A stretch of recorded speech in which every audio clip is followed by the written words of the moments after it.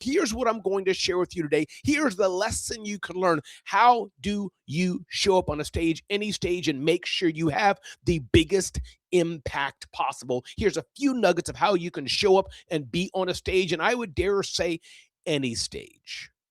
So, number one, I brought energy and excitement. And this is one of the best things that any host can do. What is the energy and excitement that you're bringing? Now, your energy may be different than my energy. My excitement may be different than your excitement. But I do think as a host for most events, it cannot be dry. It can't be boring. Now, here's what you want to be careful.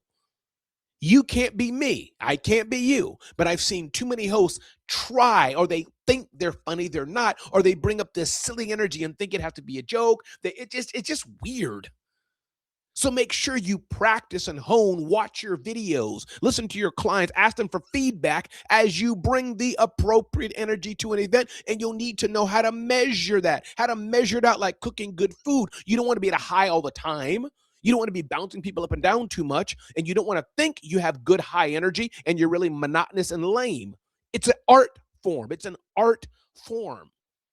So the energy that you're transferring, the energy that you're carrying through an event is so important. Number two, as we talk about impacting on stage, talk about the small stage I did serving my niece's baby shower. And what I learned for speaking on any stage is I use the art of humor. I'm not saying you have to be funny per se. I'm not saying you have to be a comedian per se, but I am saying that humor is an art and humor is an important part of most hosting.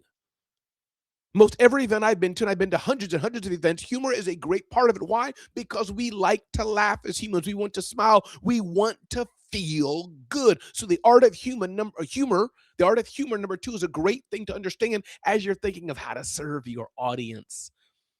The third thing I did is I integrated my audience into my show performance. There was a gentleman there who's a friend of my niece, and I brought him into elements of our show and said, why don't you come in and help me judge who raises their hand fast to answer questions? I brought the audience into the experience.